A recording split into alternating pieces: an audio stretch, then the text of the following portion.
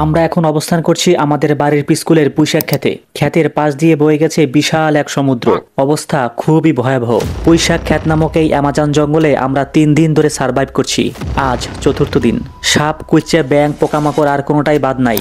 তাই আজকে লতাপাতা খেয়েই আমাদের দিনটা পার করতে হবে। এই যে দেখুন, আমাদের সহযোদ্ধারা খিদায় কাহিল। ওরা জঙ্গল থেকে লতাপাতা সংগ্রহ করছে। আমাদের কি টিকে থাকতে হলে আমাদের হাতের কাছে যা আছে তাই দিয়ে সার্ভাইভ করতে হবে। শুনেছি এই জঙ্গলে নাকি তেলাপোকা খেকো মানুষ আছে। তাই নাকি?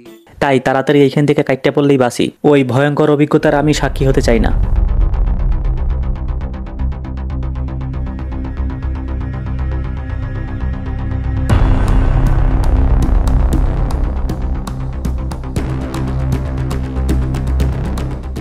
তাড়াতাড়ি করো, তাড়াতাড়ি, আমাদের হাত চালাতে হবে। এখানে আবার ভয়ঙ্কর কুমিরের সাথে দেখা হয়ে যেতে পারে।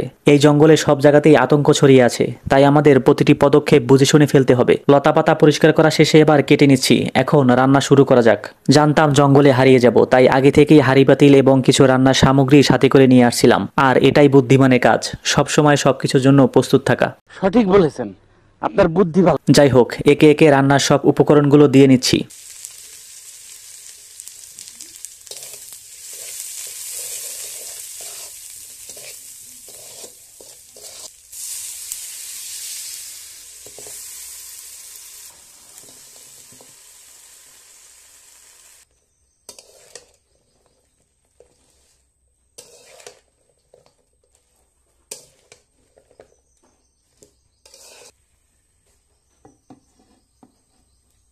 আগুন জ্বলছে, লতাপাতার রান্না ফুটছে।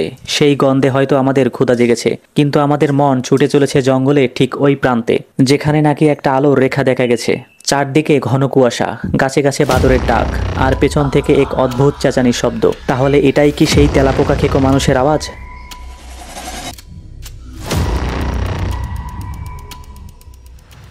ওমা, এইটা আবার কি ঝুলছে? হয়তো কোনো বিষাক্ত ফল। এগুলো থেকে দূরে থাকাই ভালো। আমরা থামতে পারি না। একটা ভুল পদক্ষেপ মানেই খেলা শেষ।